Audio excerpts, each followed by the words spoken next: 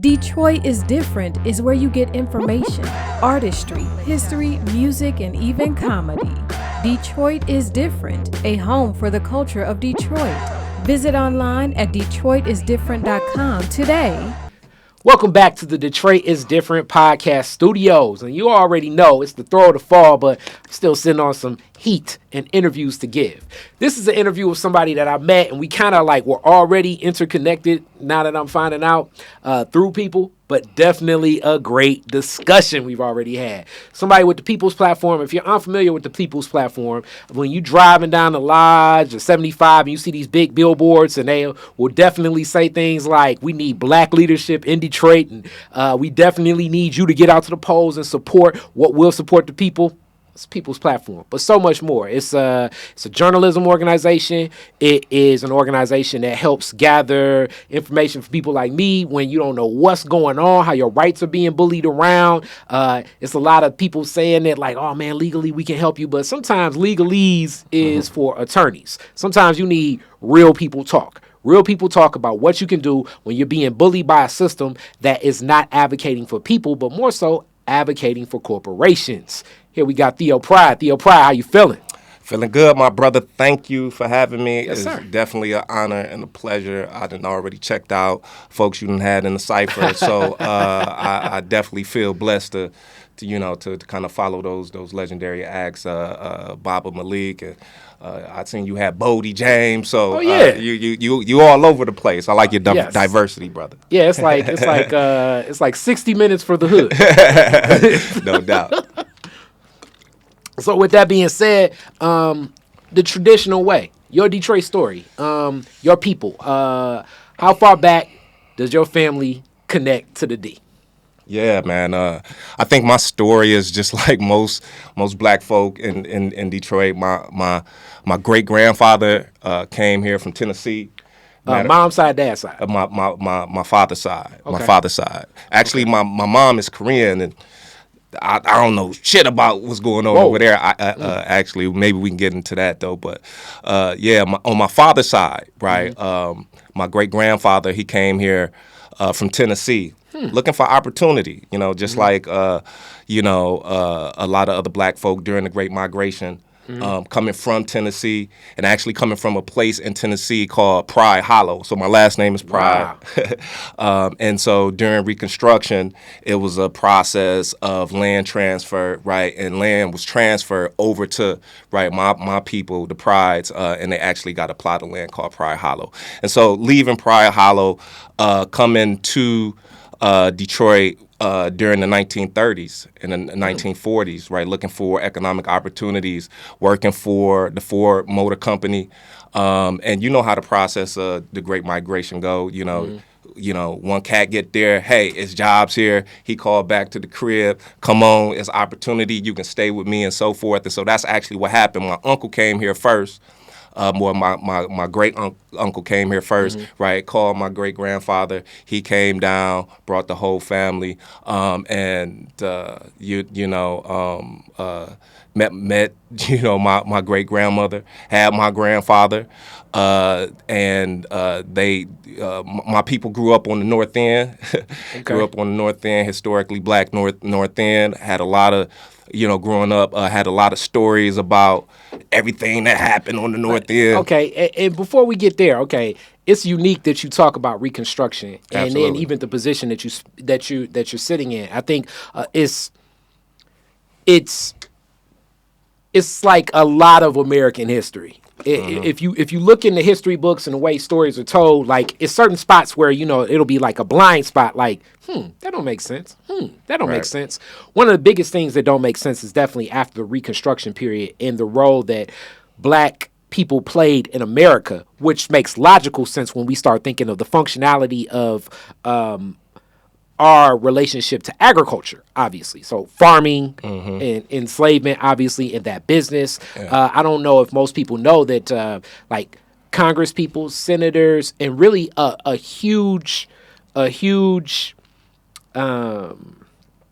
guess I would say, amount of people controlling industry, in business, money, banking, were black people.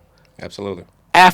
during this Reconstruction time, hence the need for the Jim Crow laws that ended up taking place in the South, suppressing a lot of black ownership, like grandfather clauses, like, people would own lots of land. And I'm not talking about the 40 acres and a mule owed and indebted to us for enslavement, but I mean just straight up from knowing how to tend to the land, knowing how to move crops, really knowing the land. A lot of black families owned, and from basically I'd say like the 1890s, definitely through like about the 1915, 1920, you know what I'm saying, up to World War I, a lot of that land was taken back by the state, redistributed to white folks directly. So it's unique that your family is one of those families that kept some of that land. And you say Pride Hollow, Tennessee. Whereabouts, what major city is that close to?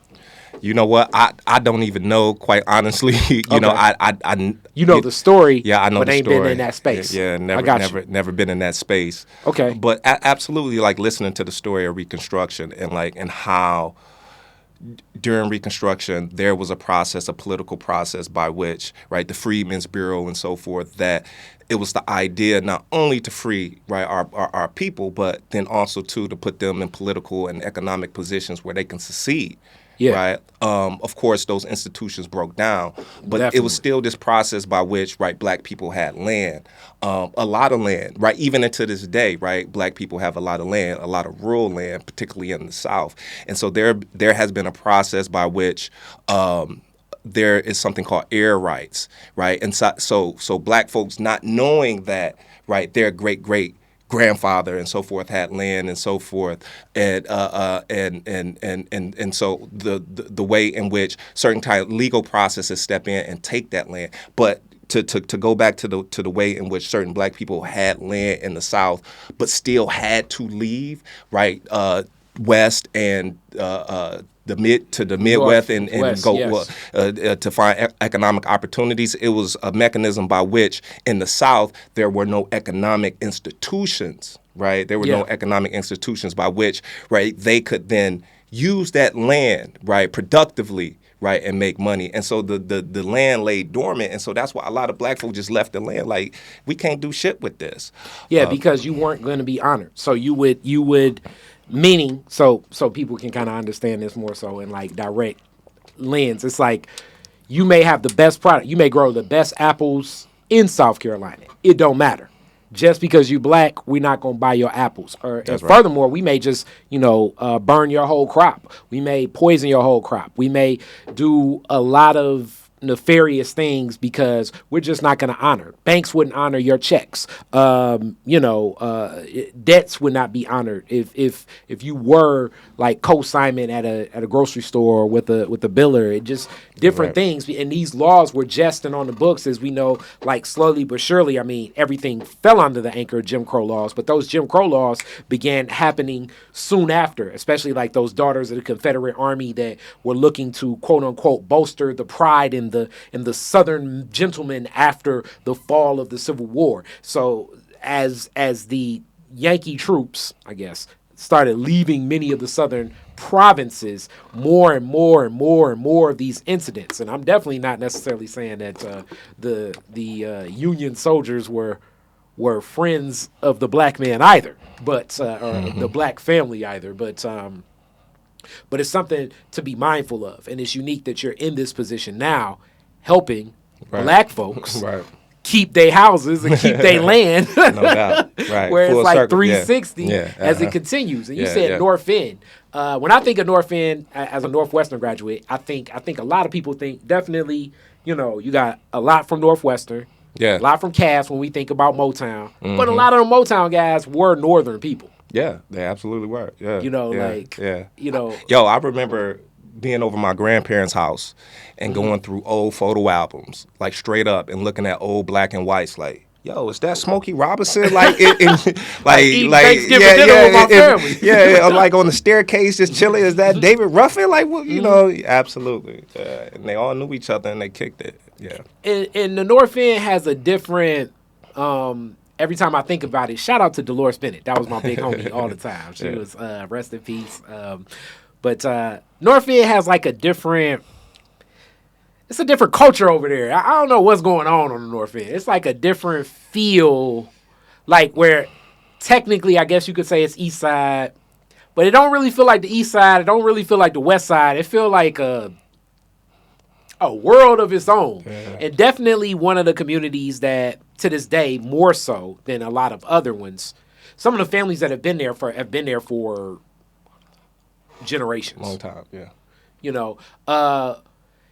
That's the community. Do you remember, as you said, you would go through the photo albums. What was it like being over there as a kid, just like in a community that does have families that have been there for a long time?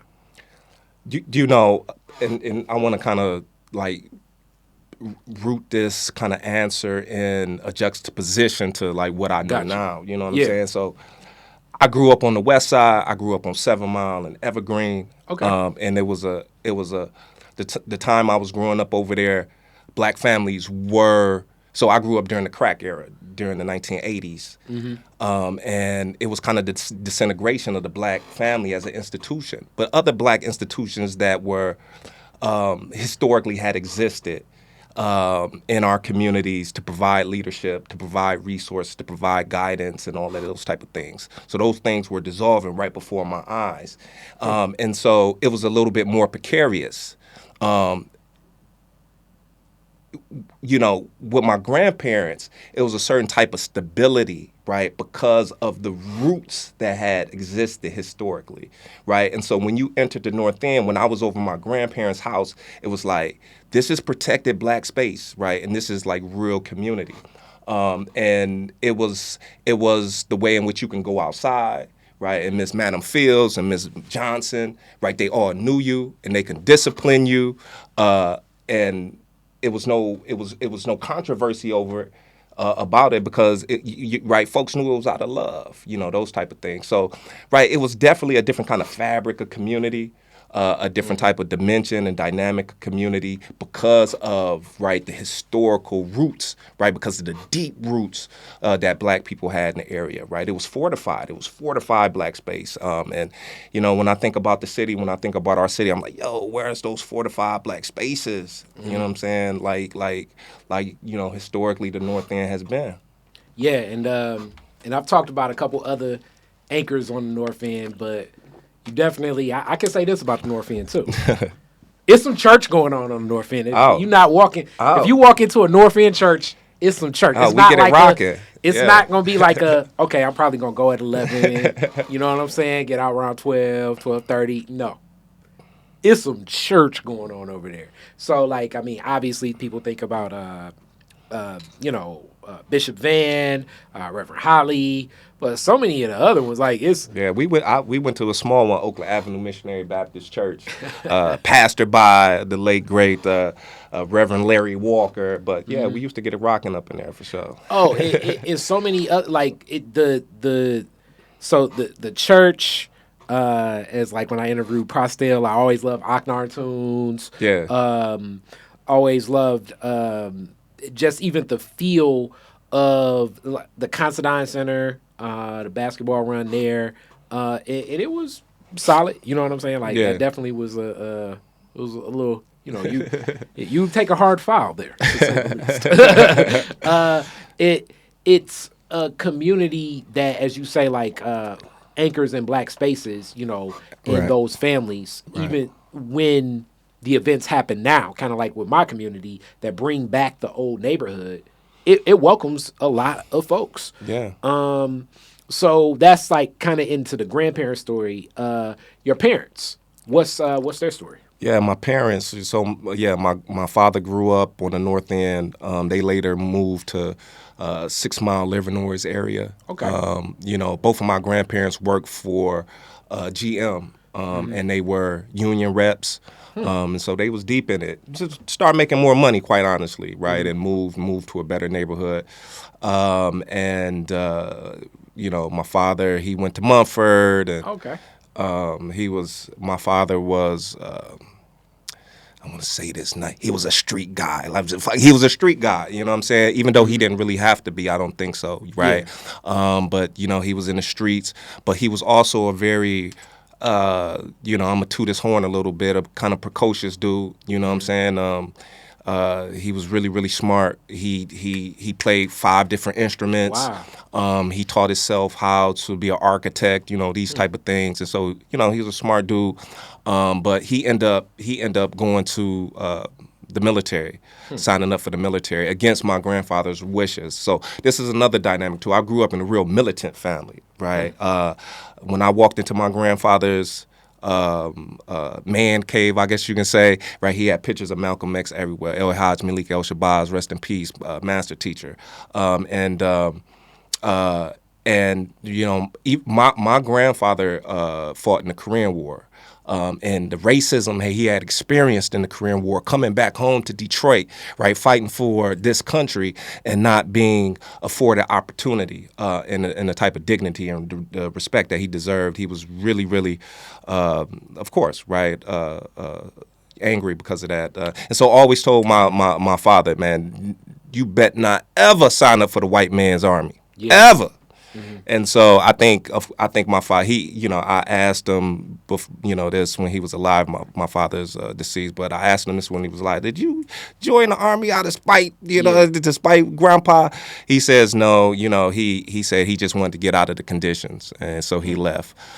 So he went to he was stationed in Busan, Korea. That's where he met my mother. My mother grew up in a small village in South Korea near Busan, which is a huge army base in South Korea. You know, the colonial history of the United States. We got. Well, let me break some of that down for a lot of people that don't know. So like, our American media, Detroit is different. It's not American media. It may end up with like a thing under it. And I'm going to be interviewing Russ Balan again to give you guys some updates on some of this. But so much of this is interconnected because some of these conflicts in the world are like, it's like a big-ass lunchroom from high school.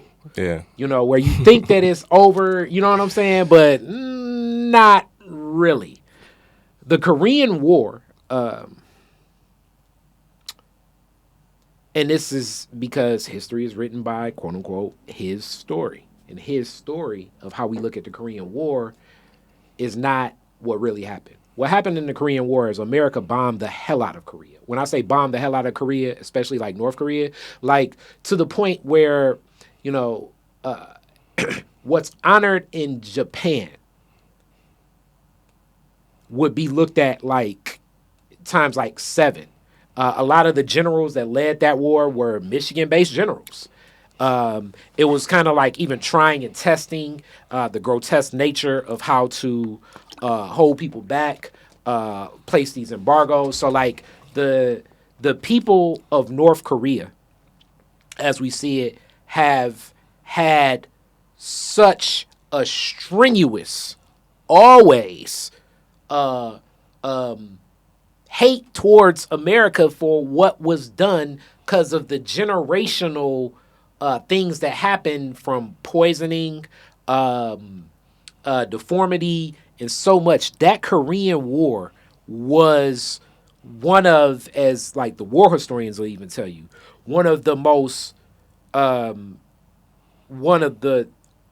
wrong, bloodiest, colonial state type of things, and is pivotal in a lot of what America always, you know, is looking for, like in Cold War reactions of like connecting to, quote unquote, I guess like Russia or whatever. But the challenge of it, if people really don't study what happened with that Korean War, you'll have a way better context for North Korea right now, and you'll also understand why, like a lot of them, these American generals, most of them had died, were up on so many war crimes connected to that Korean War. It's crazy.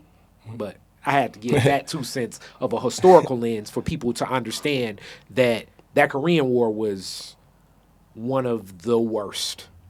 one of the worst. Absolutely right. The Korean War gets, sandwiched between World War II, right, and the Vietnam, right, and so it's often forgotten. And like you said, there was so much atrocities committed. I mean, America as an imperial power, the West as an imperial power itself has, I mean, they commit, a myriad of atrocities, and so, but this is just one of many. But yeah, of course they want to sweep it under the rug and, keep it moving. And some of those kind of, human violations, some of those atrocities, they can't sweep under the rug because of the way in which movements like blew it up to the point where people mobilized and massed and put a spotlight on it like the Vietnam War. But so absolutely, right, it's, you know what I'm saying? You'll see a lot of soldiers, right, all across the world, right, employed by the United States of America, right, doing their thing in Argentina, Korea, Japan, Africa. I don't think people understand the amount of bases throughout that America has throughout the world. Also, I taught this in the Russ Beline interview before. Like the day as our president Biden was saying Russia is going to aggress towards Russia, America has been bombing Somalia since then. Just keep that in mind. Like America has been like consistently bombing the hell out of Somalia. Just absolutely, that's what America does. America's a bully. Exactly. So, and just like most imperialist white supremacist entities most definitely are, but so my father employed by the United States government, stationed in South Korea as an occupying force. Met my mother, she was a South Korean. They fell in love and came back to the United States, had me, I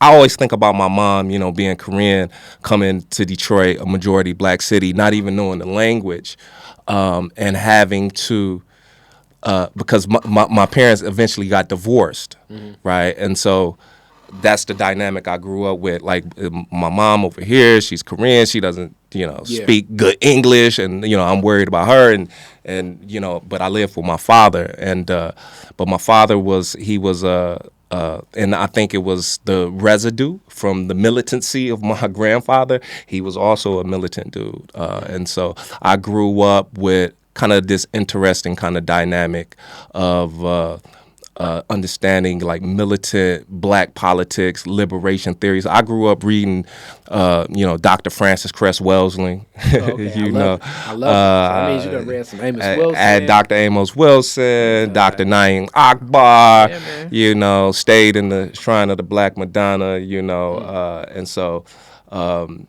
definitely like grew up with those bits of jewels. So that means your dad pulled your granddad to the side like, yeah, you was right, I was stupid. Basically, yeah. Pulled him to the side like, I was tripping. No doubt. You was right. Yeah, I was doing what young people do, not listening to their parents. Exactly. So with that, even in your story, school for you, what was that? Yeah, man, school for me is a bit all over the place. I grew up on the west side. Like I grew up on Evergreen and Southfield, like I said, 7 Mile, like I said. And so I went to. Were you over there when the amusement park was over there, or that's like? That's way long. That's you. way before. That's okay. Yeah, I remember my grandparents. It was an amusement park right here. You just remember it. Yeah, it was like Berg and Set. Now. Yeah, it was like there's a parking lot. Greater Grace owned this shit right here. No, I grew up like in the 80s, the early 90s, and so I went to Redford. Okay. You went to Red. Yeah, I went to Red. I'm a Red dog. Man. Yeah, for sure. For sure. Redford was like a heck of a basketball institution at one point in time. Absolutely. But I played football, and not so much a football institution. No, it was not that. Definitely outshined by the basketball program. Let me take another Detroit is different 2 seconds. Like I always tell people, if you could have gone to a Redford versus Cooley basketball game in your lifetime, that was the game to go to. That was the game to go to. Maybe not stay the whole game, but that was a game to see. Continue. Yeah, you're right about that. I remember we had one year we had a really good basketball team. I just remember beating them and them like lighting our trash cans on fire. That sounds like a very spirited what was that, tailgate powwow right there. No doubt.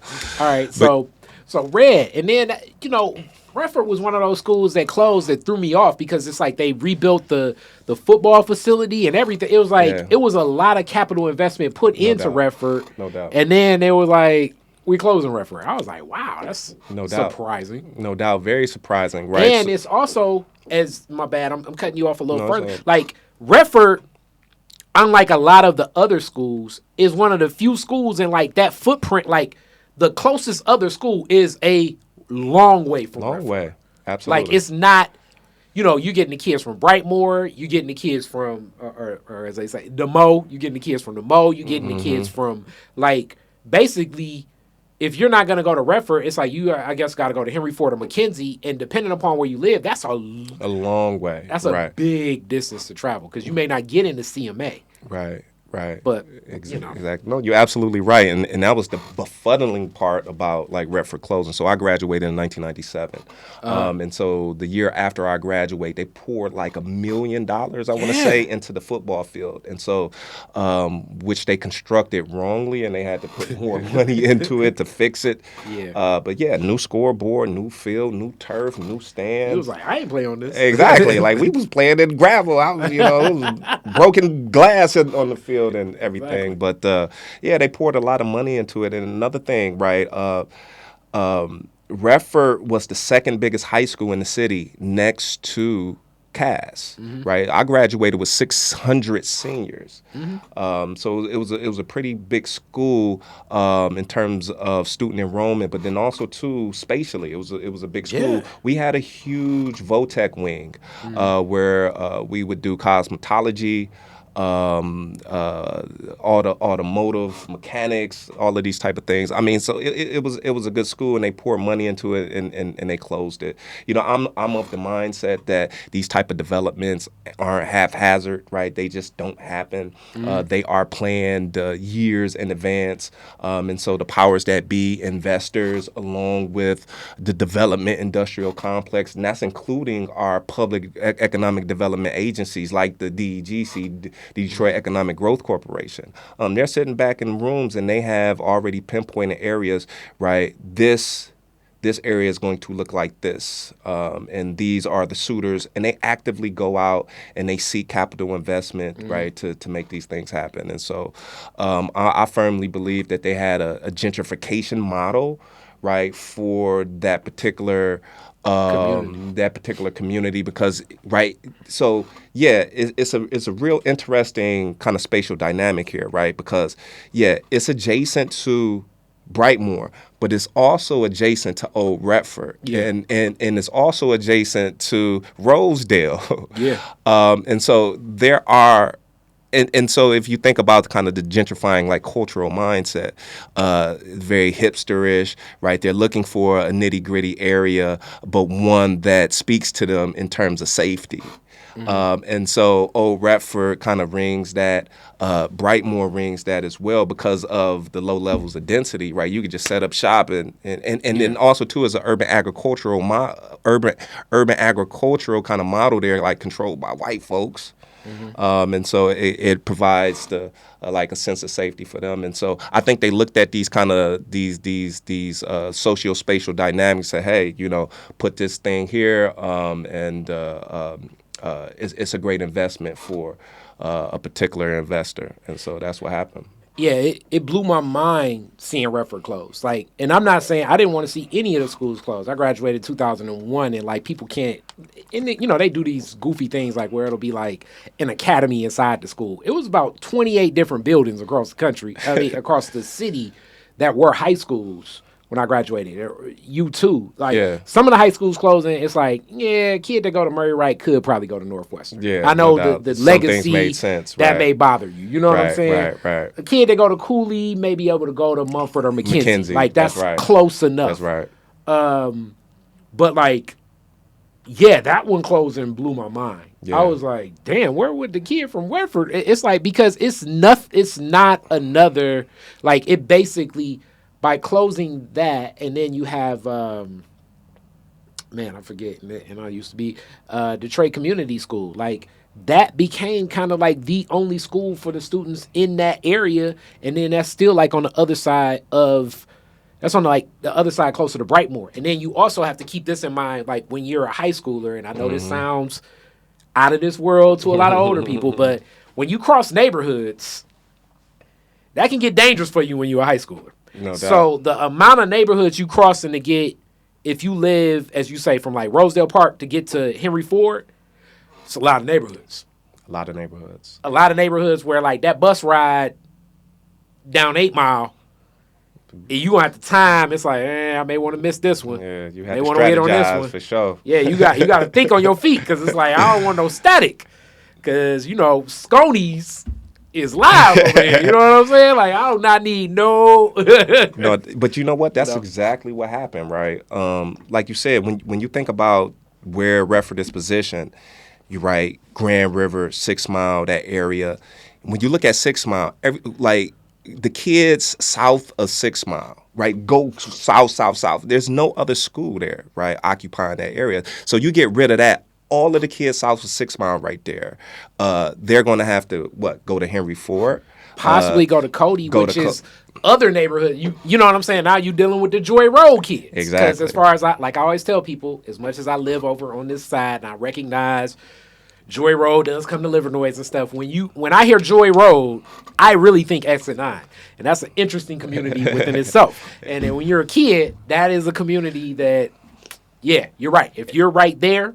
Exactly. And so now you find yourself in, right, you lived in a neighborhood, and it's not by no means homogeneous, like, we all get along. Yeah. But there's a certain type of regional, Understanding. there's a certain type of regional camaraderie, like, we from this area. And so now cats that used to go to Redford, and they were from 6 Mile, and they was from Finkel and so forth, right, and they clicked up at Redford and understood kind of the regional divisions, and how that manifested in a school like Henry Ford. And you got to remember, Henry Ford and Redford were mortal enemies, right? Like Mortal Kombat, like they were, right, the beef was real. And so now, right, the students who had traditionally went to Redford, now they had to go to, like you said, either Cody, or they had to go to Henry Ford, and beef broke out. Beef definitely broke out, because I remember coming back home from college in 98 and 99, and right, so after Redford closed, and right, looking at so I had a cousin who went to Henry Ford, and there was some gunplay at Henry Ford, and so when I got to him, I'm like, yo, what the fuck going on? And basically he was saying, it was some cats from, you know what I'm saying, Finkel, and this 7 Mile, you know what I'm saying, the 7 Mile Finkel beef, you know what I'm saying, and so it was definitely real, but those are the kind of the repercussions of public disinvestment and the closing of institutions that the powers that be don't take into consideration, because they don't care and they don't have to deal with the real dynamics. That's the same thing with Cabrini Green, right, and the projects in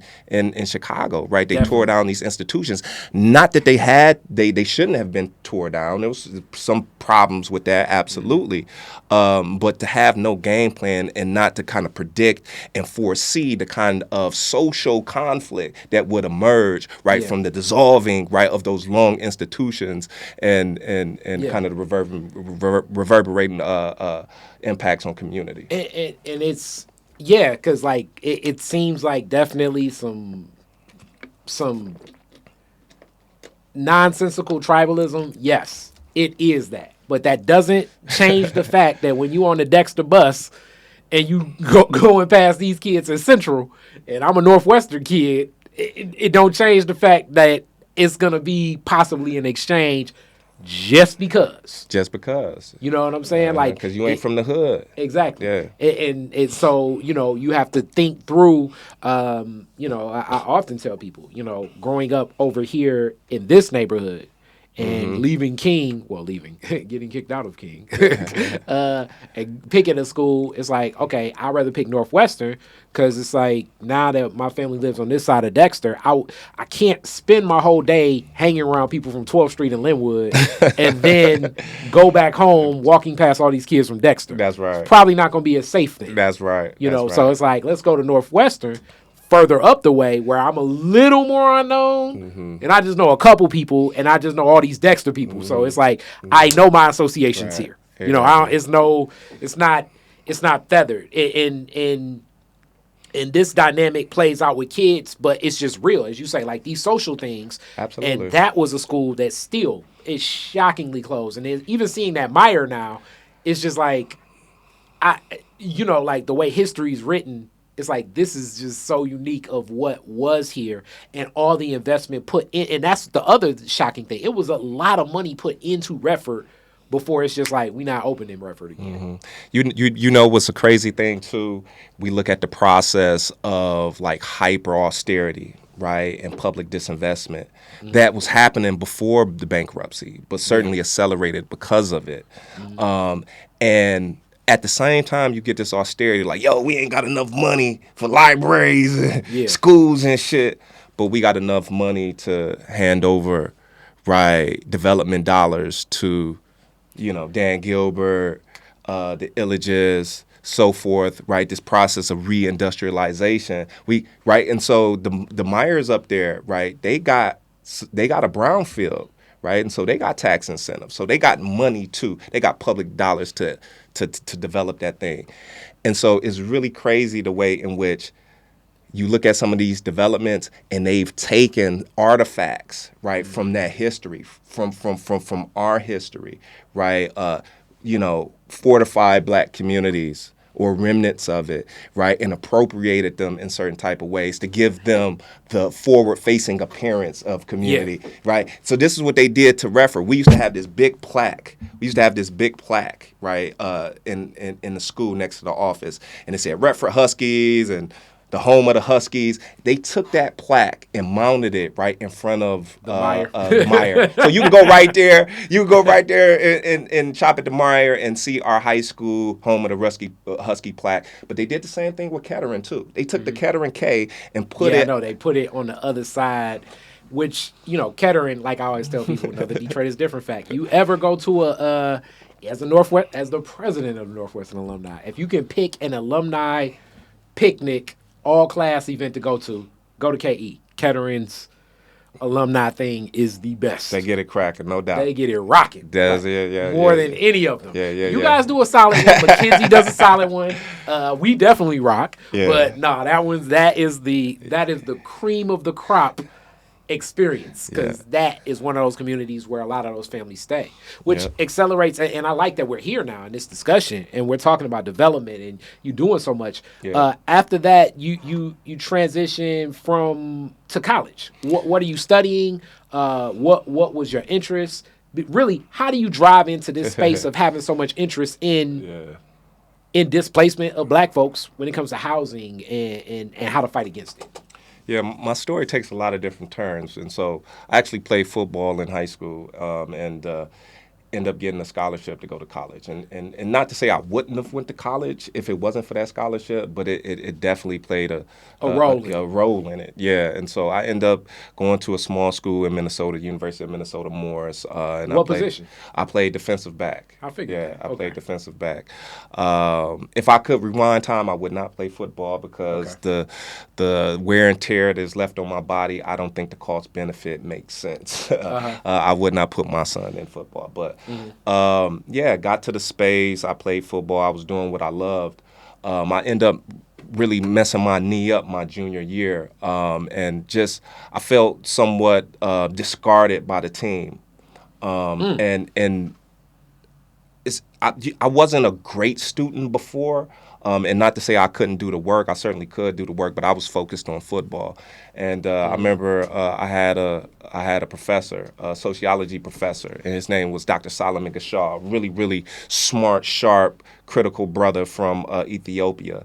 And you know, I remember coming to him. I was kind of struggling in his class, and I told him my story, and he was like, "This is what these institutions do to black bodies. They use you up, they suck you of value, and then they spit you out.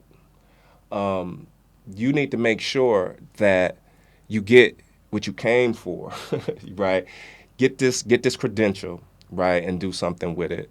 And not to say like I wasn't armed with this kind of like critical analysis, because I certainly was, because you know I grew up in a household where I was reading all of Black this and liberation everything, yeah. literature, right? But it was good to step into space as you know, at that time a 20-year-old dude, thinking about my future. Like my father wasn't there, and to have that. It's like somebody in my corner, right, and provide me with that type of like framework. It's what I needed at the time, and I don't know. I kind of like, you know, I was like that. You know, this is what I want to do. You know, I want to focus on studies more, right, and so that became kind of my hustle, really, right, which is to say that I'm gonna find as much out about the problem as possible. Right, I'm gonna excavate the problem, right, so I can arrive at better solutions. So you study beyond the empirical method that was presented to you in college. You study even deeper than that. Absolutely, and so you know, so my major was sociology, right, and so I ended up getting my bachelor's in sociology, and I actually went to grad school. I got a master's in urban studies, but. Right, so in these programs, like you said, right, you learn a model of empirical investigation. You learn a model of, you know, I'm gonna use some big words: ontological, epistemological, right, like philosophical assumptions. Okay, now wait, I gotta stop you there just for my Detroit is different fan base. So what Theo is speaking to, and this is what always a Kari Frazier debate. Me and my Walsh professors, I go hard in the paint against them. Like basically, the college way, and this is the synthesized Kari Frazier version of what college is, and why I believe it further can perpetuate the accepted truths of our society. So, bachelor's degree, you're basically learning to regurgitate and reflect, almost like throw a mirror back on the information that is validated as this is valid information. You're learning how to read and define that. That's what you learn with your bachelor's degree. You're learning how to read this like scholastic, the empirical method, and define it. Hence your citing works and in defining with the cited works how this is the truth based on the definition of these trusted academic journals as this is truth, this is fact. That's a bachelor's degree. A master's degree, what you're basically doing is you can finally assert something where you can compare some of what you researched against something else that somebody else researched. So you can make a claim that like, hey, you know, this color is blue. So then you're gonna find a lot of research on this being blue and then that being blue. That's what you do. In a master's, right? With a bachelor's, you would just look at a lot of information that says this is blue and just regurgitate it like a reflection. You get a doctorate, you finally get to assert yourself. Meaning you can finally assert that this is blue, but it comes at the cost. You need to come up with the methodology of how you're going to research it, and you need a board of bodies that usually work within this same institution to verify that this is the color blue. That has always been my argument against a lot of academicians.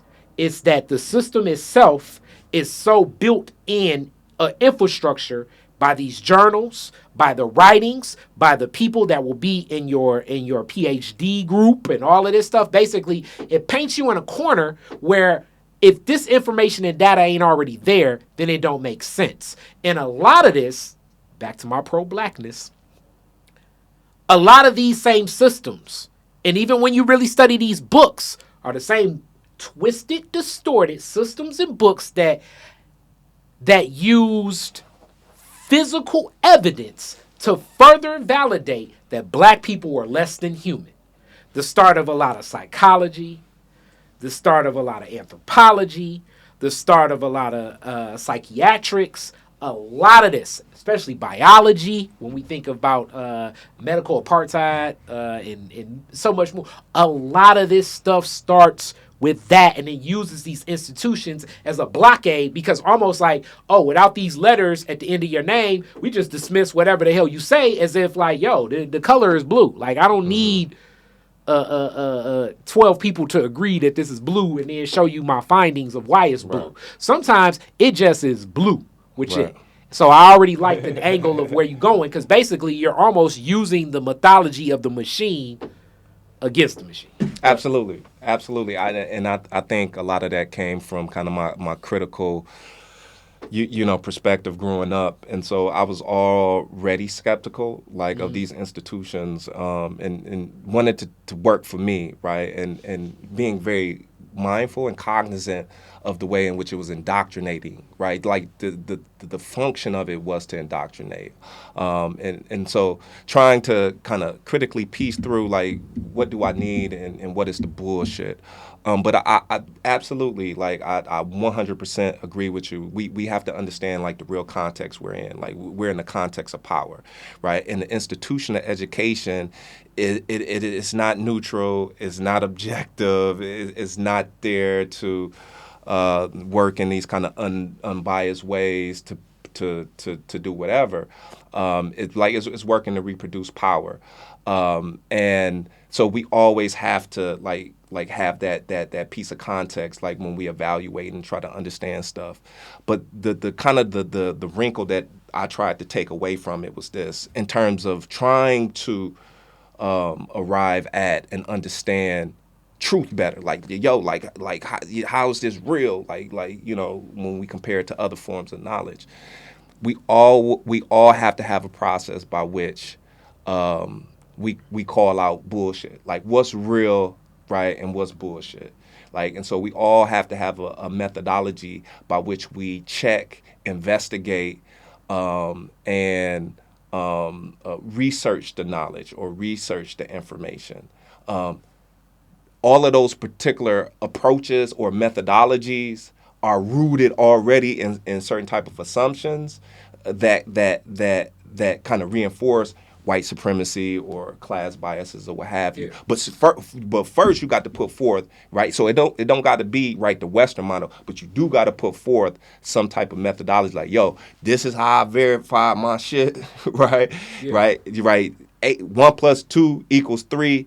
And this is why, right? And so those are kind of the logical kind of scientific steps that I try to hone in on, right, and take with me throughout kind of my process of discovery and trying to kind of build my analysis. And it's powerful and it's needed, because like I often tell people, up to the 90s, you have some of the leading schools in medicine arguing that cigarettes won't cause you cancer.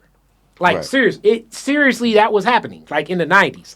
And when you look at the research, it's all correct, meaning, like, it's a way to build a method where you're going to end up with a bunch of cigarette smokers where it's like, oh, it doesn't cause you cancer. Right. You just have to know enough about the game and the machine to make it that way. Right. The opioid crisis, there's a lot of research about that going on that's very active, that clearly was, it's so interconnected when you think about the research dollars that these universities get to validate something as truth, and then that's validated as truth, and then that same research is then converted into the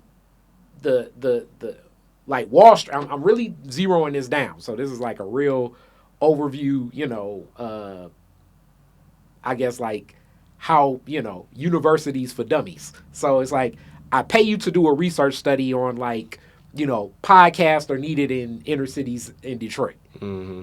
If you're a smart researcher and I'm giving you millions of dollars, you're going to figure out a way to make that study say what I want it to say. I now have that study.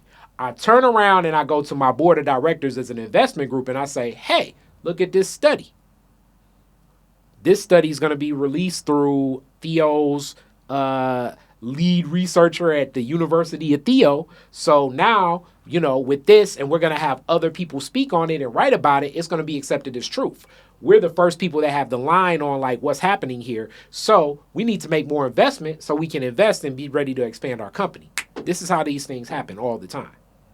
Absolutely. The research from the university supports what corporately wants to respond, and then there's other actions that happen too. That research also is taken to lobbyists, and it can influence things politically. Mm-hmm. That research is taken to other subject matter experts, and it's accepted as you say, the God honest truth, because it's like, what research study did you do? Right. And you just like, no, in my gut, I think my man got cancer from smoking cigarettes because everybody I know that smokes cigarettes got cancer. Yeah. And it's like, oh, well, it ain't no research, ain't no data. Yeah. As far as we concerned, it didn't happen. Absolutely. And you saying that is really, really important, because what it does is it illuminates the process by which power, is manipulating. Yes. Right. These processes to work in their favor, of course, right? And so it's a way in which they mobilize and they leverage the capital that they have and the influence that they have, right, to go into universities, create the kind of research that then validates their perspective and move their agenda forward, and how that connects with corporate power and political power and white supremacy and so forth. But then that kind of leads me to my space, like where I find myself. It is that those things can be disrupted, right? But they can. Right? They can be disrupted, and they can be disrupted with those same tools, right? And so it's a way in which I can take, your same methodologies, right? I can take your same scientific perspectives, right, and come up with different conclusions, right? Put them in peer-reviewed spaces and say, hey, let the science determine what's the bullshit and what's not the bullshit. And a lot of times that does happen. Like, I don't know if you was in city council today, spot shotter was the hot topic. And so it's been bubbling. I've been following through Bridge Detroit.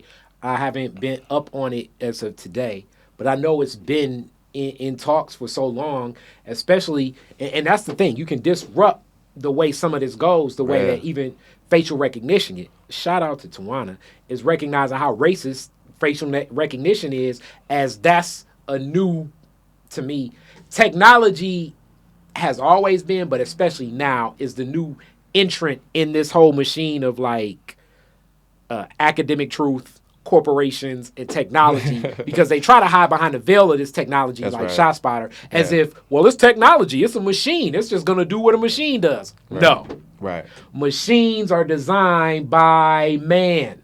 All right, continue. Absolutely. Right. And so the software is racist, which, studies show that absolutely that's what's going on. But a lot of these so-called objective truths, these kind of empirical truths that are put out by universities that intend to push certain type of corporate agendas, white supremacist agendas, they can be absolutely disrupted by social justice research. And so on the flip side of that, you have people, like DPP, like Detroit Justice Center, like Sugar Law, and a bunch of other research institutions who take those same methodologies, and they push back against these, what they say is truth. What they say is truth, and so it's trying to kind of better inform, the public as to what is the truth, what is going on.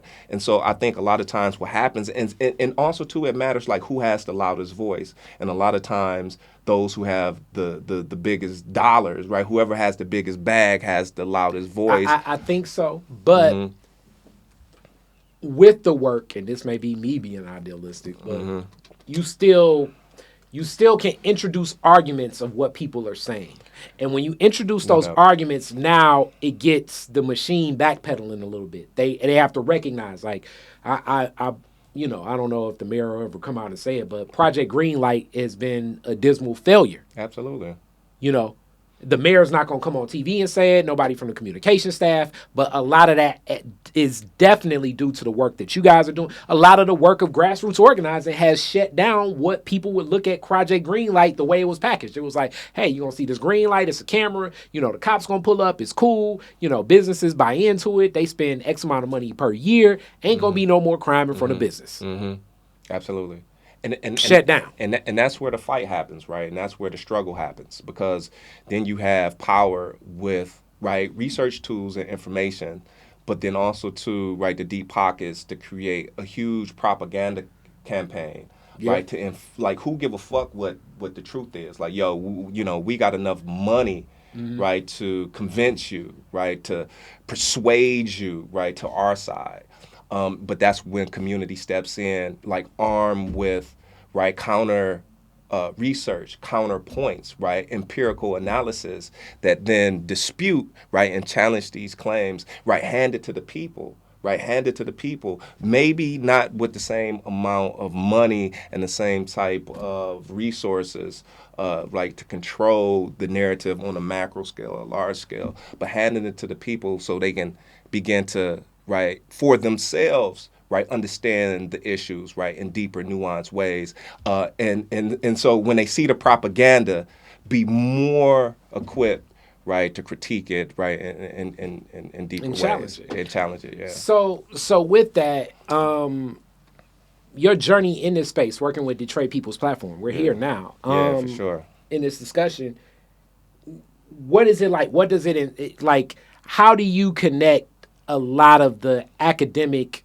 and me, I'm more, most of our discussion when we first met, economics, I've studied so much in marketing and economics. I just find this stuff fascinating. The challenging thing about some of this fascinating stuff is it has some very dire impacts on people, families, real life. But it doesn't change the fact that I find it fascinating. I appreciated my community college journey of learning cultural anthropology, sociology, a lot of my logic professors, and understanding and breakdown existentialism and all this stuff. Like, it introduced me to a lot of things. But the number one thing is some of this was already floating around in my mind, but I was introduced to the jargon of it. Right.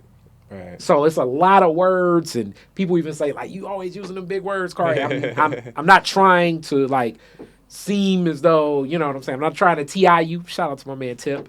But that's how the meat got put on the bone for you, right? And that's how it came to be. Yes. Right. Through these experiences and those words. Yeah. But also a lot of these words are built to confuse you. Right. Because if we really laid out a term like, if you really understood something like, what's the one term when a soldier kills another soldier of his own? Like friendly fire? Yeah. If you understood, like the term friendly fire sounds like, oh, okay, that doesn't, you'll think past it. But if I said it's a lot of American troops killing other American troops, you'll be like, what the hell? You'll have a different response to it. Right. And it's so many other terms like that, that are always pushing, gross domestic product. That's confusing the hell out of most people. If I say, okay, basically, we're going to select 20 different products that we think are the best sold products across America, and we're going to say, okay, if these prices remain, if they go higher, if they go lower, we're going to monitor these prices for either a month, 3 months, 6 months, 12 months. That's way easier for anybody to follow. But if I say, oh, well, the GDP has gone up 5 points, you're like, what the hell does that mean? Right. Basically that means, whatever 20 products that we put in this, which can already, and hence when you start learning the game, you start learning the holes in the game. It's biased. Okay, back in 1960, it was like eggs, milk, car, the same products. But if we change the products every 2 months, then like, hell yeah, GDP can always go up because prices change. That's right. But if we stick to the same products, ain't no telling what we would be thinking about the state of the American economy. Yeah, absolutely. I'm forgetting the name of this book, but what you're talking about, there's many studies on that, like people in power and people who commit atrocities, right? They specifically focus on the language that's used because it obfuscates, right? And so what it's doing is giving you softer language, right, to give you a different perspective of the reality of what's going on. And so, absolutely, like if we just used straight out plain old English, right, to describe a lot of these things, people would uh, absolutely come away with different perspectives. But right, just another function of power, right? How power is able like to control narratives, and how we think about these things. Let's see. Clap right there, so I get it. And yeah, most definitely. Like I think that language is very key. As we've learned in Detroit People's Platform, as we've had some very spirited discussions when it comes to the electoral cycle, and just my argument for understanding so many people's apathy towards voting. But voting is very key in that. Like, absolutely, I consider myself a pretty intelligent person, especially when it comes to reading something. But you read some of the jargon connected to some of these proposals, you like, all right, now, am I supposed to vote yes or no on this? I don't understand this. This is like one of those key things that you all have been, fighting for. Like, because the more plain you make stuff, then the more you get people's voices. The more people's voices you have, the harder they are to control. Absolutely, absolutely. I think a lot of what we do is just what you talked about, which is identify the things that are designed to confuse people, like for political reasons, for power reasons.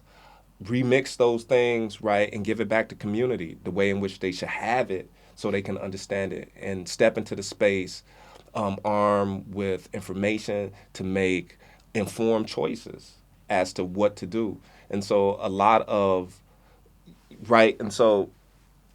200 years ago, like power was working much differently. Like, very much so. do this or I'm gonna bust you in your head, right? Do this or you know. You're trying to organize a union. We about to kill all of y'all. We gonna call the police, exactly, and the police will come and murder you. Straight murder you, yes. Murder all of you, right? Just for using the word kids union. And all. We getting rid of you, right? Yes, exactly. Absolutely. And so it's a way to, 200 years ago, power could mobilize violence.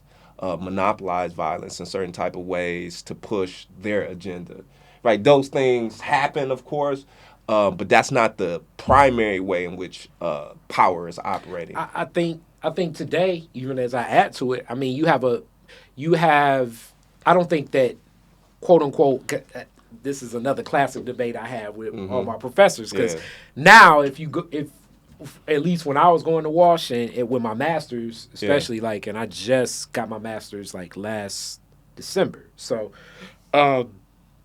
every class has the first chapter in all these business classes now talks about business ethics. Yeah. And I'm sure that that's part of, as far as me, I'm it's propaganda. There are no ethics in business. So they talk about what could go wrong, what could go right. And I'd always challenge every one of my professors. And they'd be like, well, we don't do these things and we don't do those things and we don't, Apple. And I'm like, okay, so you're telling me that Apple Computers is not just going to subcontract the contract to possibly subcontract to another subcontractor that's going to get a lot of child labor to produce what they want. And it's technically on paper, they're no longer directly connected to the subcontractor that is hiring child labor. But you better believe if it's business, it's understood that you better do this the way that you need to do this. When I think about all the illegal dumping that takes place in my neighborhood, these illegal dumping people aren't... Black contractors ain't getting contracts like that. We know the firms that are illegally dumping in our community. They're not from here. That's right. They from way out. Now, they may hire the black guy with a dump truck to dump it, and he understands the roles of his mission. And he'll pick neighborhoods like mine. He'll pick my service drive, the field across the street from me. Possibly even my field that I own, that I'm gardening on. Because he don't care. And they'll do stuff like that. Right. It's understood things that are done in business because you're exploiting everything you can to get a competitive advantage to get a little bit more of a margin. This whole business ethics, you got to force businesses to be ethical. Or they need to be, businesses have to originate with an intentionality of being ethical. So as we look at Winston Morris and all these other cigarette companies transition into marijuana industry now, to believe that they're gonna just put marijuana in their marijuana cigarettes, you be foolish. Now, are they gonna probably partner with like maybe celebrities I like Snoop Dogg and like the most healthy veganish people saying like, oh, these are actually the healthiest marijuana for you. Yeah, that campaign's gonna roll out because that looks good on paper. Right. But in real life, for me to believe Winston Morris is gonna do business other than how Winston Morris has always done business. And right now, that I would always debate this because they'd be like, you see how the tobacco companies don't sell cigarettes in America, and you see the bans and all that stuff, they become way more ethical. I'm like, no, they haven't, because in China right now, the age of the average person smoking cigarettes is as low as like 12. Right. And you can't tell me that that's not directly connected to American business. That's how ethical. So it's like, I guess it's ethical because American kids ain't smoking, but if you're really ethical, you don't want no kids smoking. Right. It's not ethical. Right. That's not what businesses do. Businesses are designed to make profit. You have to have ethics in the design of your profit generation model, and that's what makes sense. This is also the same argument I make with diversity, equity, and inclusion, even though I do a lot of work around the diversity, equity, and inclusion, but I challenge a lot of people on it to say, what is making a company do it other than quote unquote saying we got black friends that work with us? Like, it has to connect to a profit. Without it connecting to profit, I don't see the need for ethics to exist in business. No, I agree with you 100%. I would kind of frame it in this type of way too, is that, like you said, the ethics of a business is to make profit. That is the ethic, right? Yeah. To make profit. And so I think what gets complicated is that when we look at the things that we kind of traditionally consider unethical, like, yo, you know what I'm saying? You using, like, this kid is 11 years old, you exploiting his labor or something like that, or you're polluting the planet and so forth, right? Those things are only done like to make profit, right? And so the unethical acts that we see, right, is in pursuit of the profit. Definitely. Right. Joe Camel is in pursuit of the profit. Exactly. And so really what the issue is, right, is it is when you organize society, or you organize the productive capacities of human beings in society, right, to, right, centrally and primarily make profit, because it'll lead to those things, right? Those things are structural. You can't get away from that, right? And I do agree with you. Like, then you can tweak the system a bit, and legislate it and put in policies to say, right, if you do this, we're going to put you in jail, and we're going to do all these type of things. And so you can have, right, a regulated capitalism that then tries to stamp out as much unethical practice as possible. But what happens is you would have to do that like across the board. Right, you will have to do that across the board in ways that, right, span the multinational corporate universe, right? Because of profit itself, which is a structural component. So think about this, right? I want to make profit, right? I'm making cars, right? And I want to make profit, but somehow, right, I find a regulation like in my country where, I have to dispose of toxic waste somehow in these type of ways, so it raises cost, right? But so-and-so, they don't have those type of regulations, right? And they get to produce the same car, right? Maybe even, right, a lower quality car, right? But at a much cheaper price, right? Which then leads to higher profit margins, right? What's going to happen to my corporation? What's going to happen to me? I'm going to go out of business, right? I'm going to go out of business because of the way in which I can't compete in the market, right? And so it's a way in which the unethical practices in the pursuit of profit then necessitates, it becomes an imperative that we all got to do it, right? Yeah, we all have to do it. I mean, here's a more Detroit example, as we love pizza in Detroit. It was a point in time where the hot and ready $5 pizza was one day a week. Then they said, let's do it every day of the week. The $5 pizza from Little Caesars has disrupted the pizza market, where a lot of the competition in the pizza industry has toppled. and taking back shares to the point I remember yesterday somebody, because I worked at Pizza Hut at one point in time, was like, damn, is Pizza Hut doesn't exist still? Because they couldn't compete with the margins of the quality. And like you say, as you know, I mean, we're from the hood. I mean, I've had a hot and ready before, but it's not it's not the most quality pizza. But for the delivery at the value of $5, it meets the market and it swallows up so much. The expansion of what Little Caesars has done through using really cities like Detroit, Cleveland, Chicago, cities with black people, as like a test market of what a hot and ready can be done on a global scale, which now it has become one of the most competitive global pizza corporations, post Mike Ilitch's death, is a hell of a story to explore.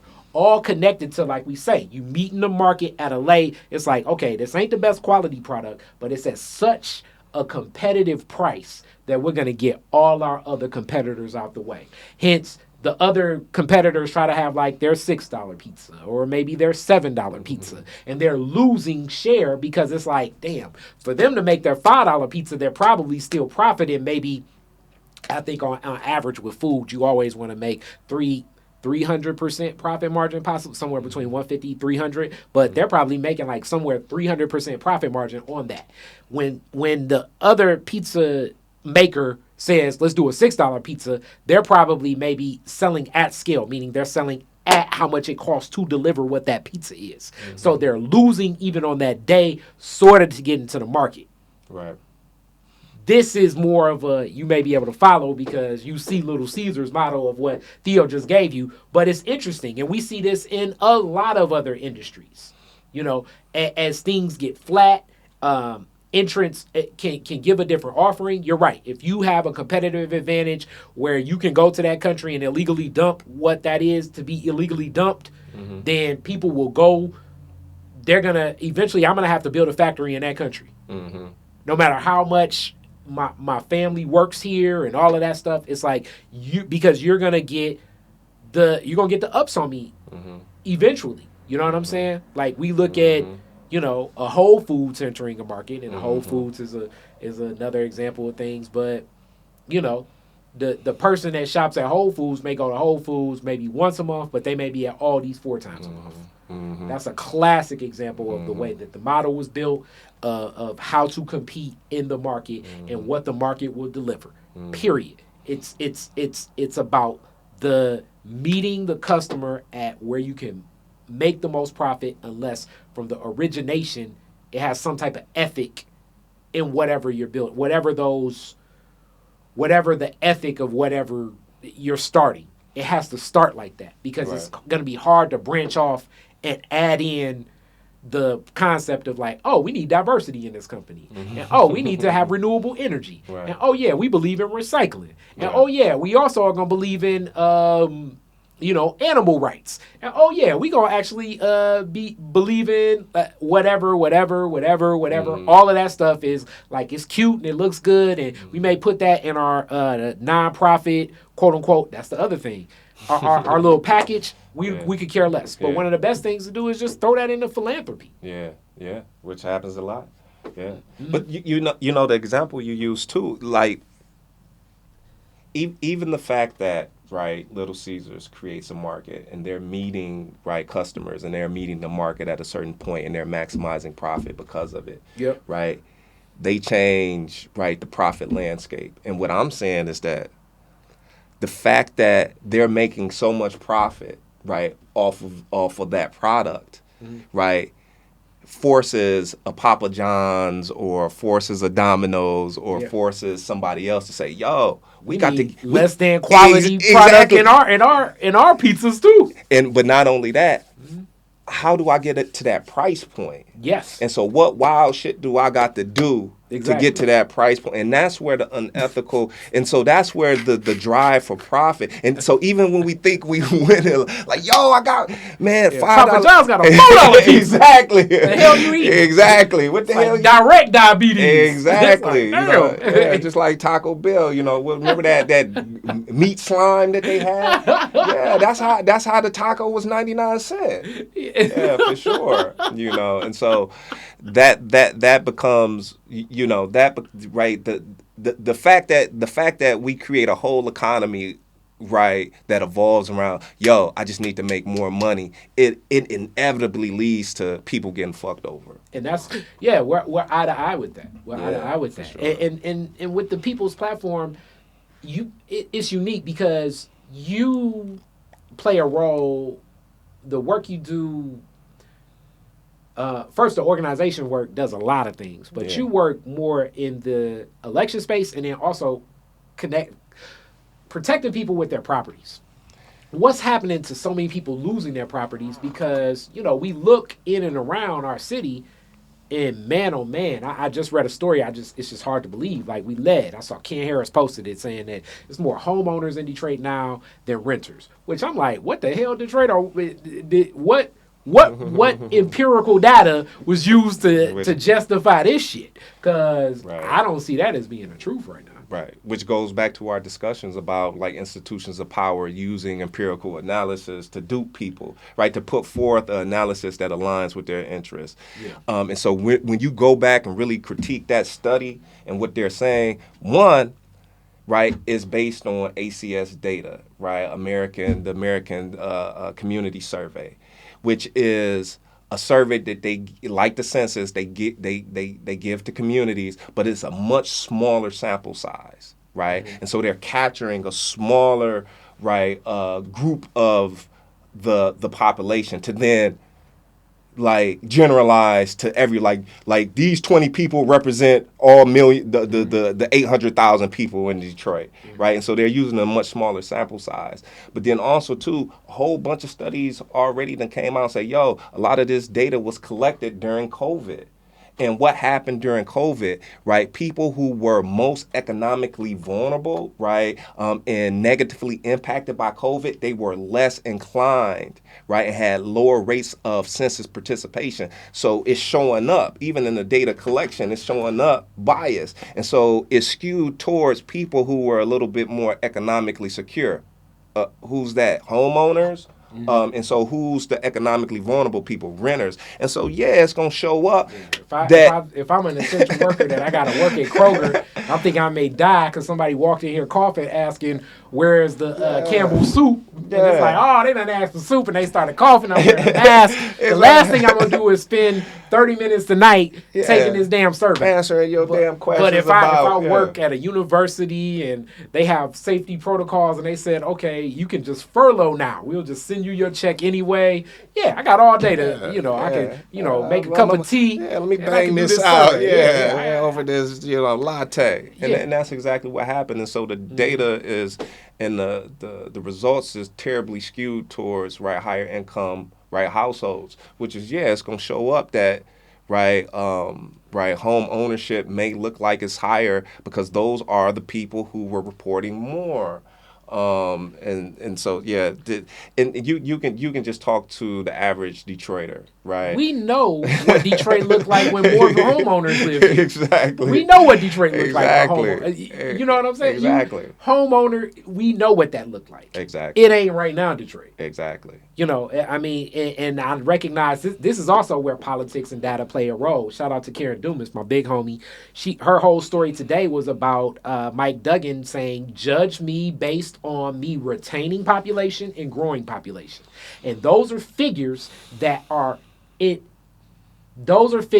I would argue that the executive administration of the city of Detroit naturally suppresses, because most people would think that more and more that the residency and the population is expanding and continue to grow since he's been in office and come back. The reality is that ain't the reality. The reality is it's still a lot of people leaving the city of Detroit. A lot of people leaving. And some of these realities you don't even have to explore. Yes, are there certain people moving in? Is it white folks moving in? Is it more of a hot topic type town? Most definitely. But I think it's a lot of these businesses are like prop up businesses.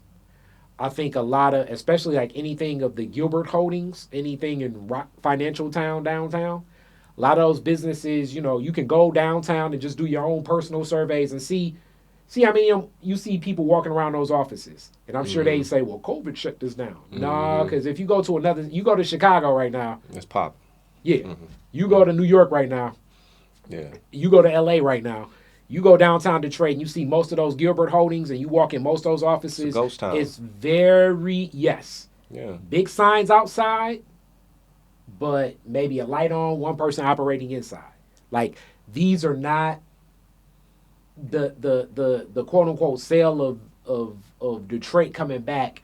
I believe is not making the return on the investment that really we as taxpayers have paid into this machine of the Saskies and the Illiches and the Gilberts, the Penskes, the power wielders of the city. Right.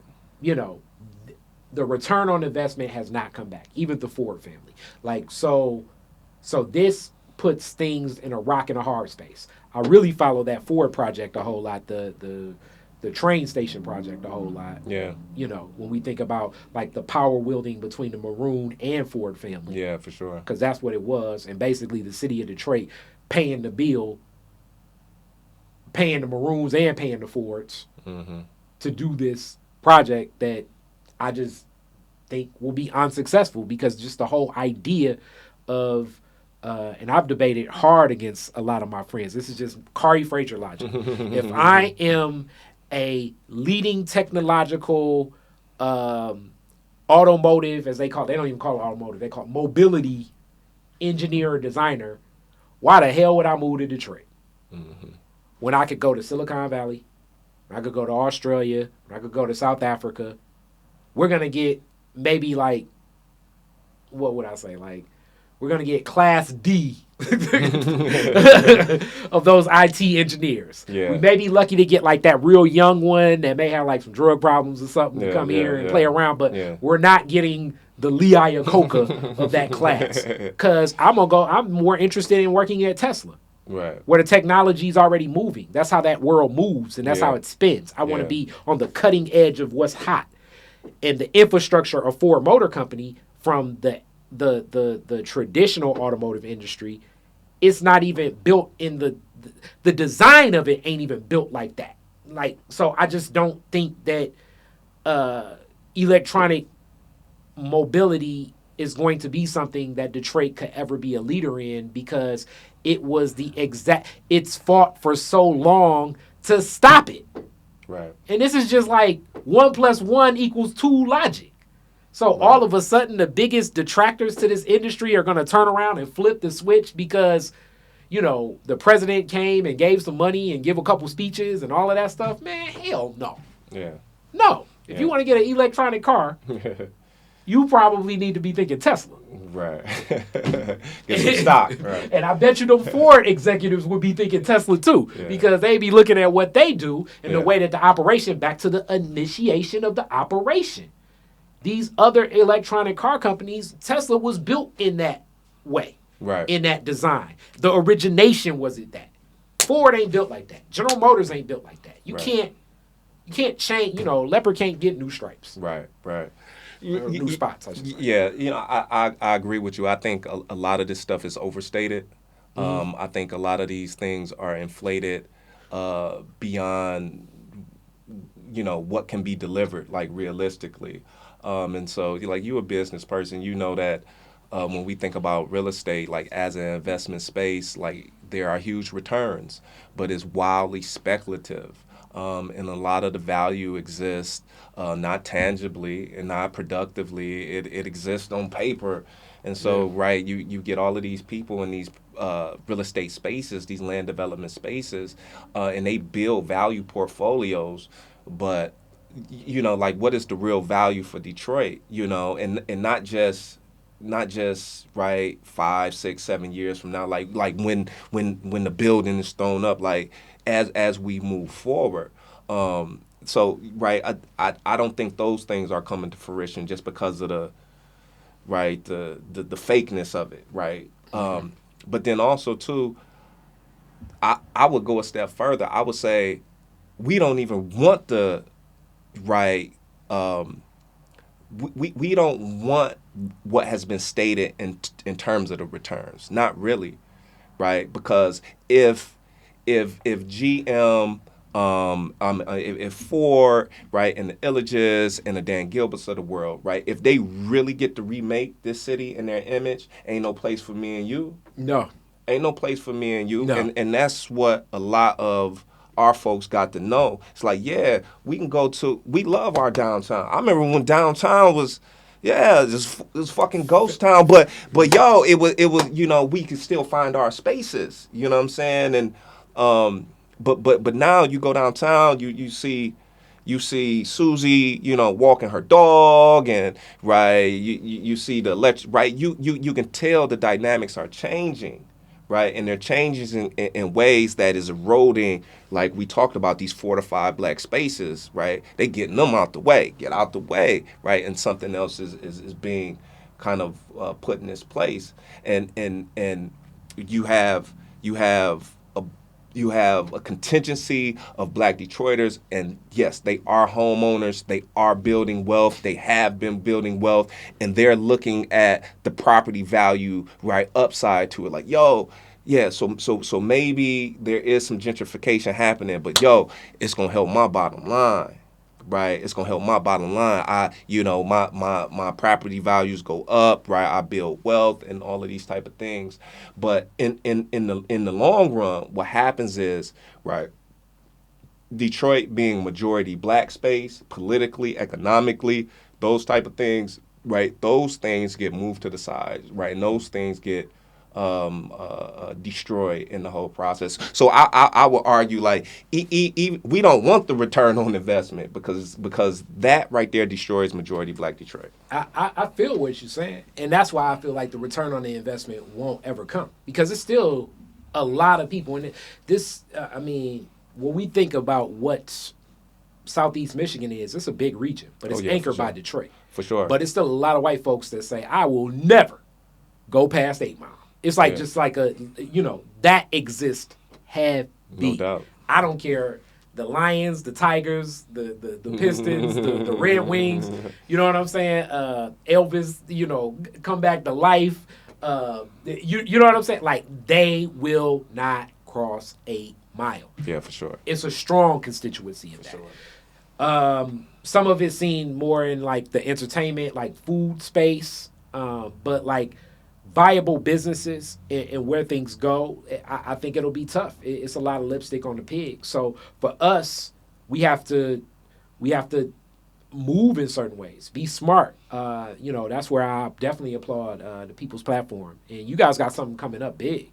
And that's where, like, I got the email and I'm like, hey, you want to come on Detroit is Different and talk about this? What's going down with you guys?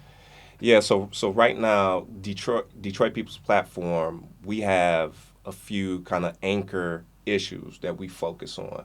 Affordable housing, we focus on transit justice, we focus on the commons, which is, right, our common spaces, recreation, parks, green space, and so forth, but then also to equitable development. And so Detroit has a long history, right, starting with the community benefits ordinance that passed in 2016. But that was a long campaign that had its roots in 2011, 2012 on the North End, finally culminating, right, in that law being passed, the first of its kind in the nation, which mandates that when a developer comes in with a certain amount of investment, right, they have to engage in the community benefits agreement negotiation with community. Is it perfect? No. But, right, getting there, right, it's a process of community struggle to make sure that thing is tightened up so community can benefit. And so, like, in the area of equitable development, we have been looking at the way in which the budget is at the center of that. How the budget then lends itself to equitable overall, right, situation for majority black Detroiters in terms of public investment, in terms of opportunities, in terms of neighborhood development, and everything you can think of in terms of what a city should be doing for its constituents and its residents. And so what I've been trying to do is pull together community folk, the good brother Kari here, folks from all the 7 districts in Detroit, bring folks together, right, and try to give voice, right, to a budget that then reflects the needs, right, and the issues, right, of the real residents of Detroit, and not a budget that works in favor of a Dan Gilbert and the Illages and so forth, because that's really what we see in our budget. We see a budget that is geared towards austerity, right, tightening spending under the the assumption that if we engage in irresponsible spending, we then spiral out of control and we'll find ourselves back into emergency management. That just becomes, right, the excuse to not fund our schools, not fund our babies, not fund affordable housing, right? Affordable housing is a huge issue, right? Not just in Detroit, but in the nation, across the nation. It is a huge issue. Particularly, it is impacting in a deep way, right? Single mothers trying to find housing, but it's just none, right? University of Michigan just released a study, the Poverty Center, I believe, that there is about 9 to 10% of Detroiters every year that have no housing options. 0 housing options.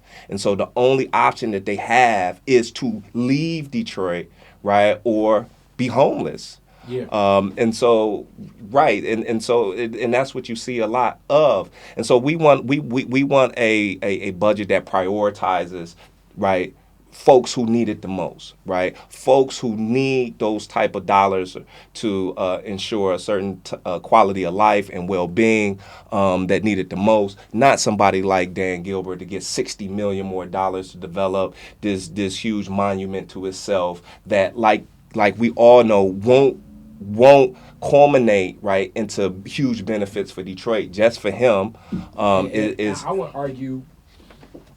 argue maybe not even benefits for him.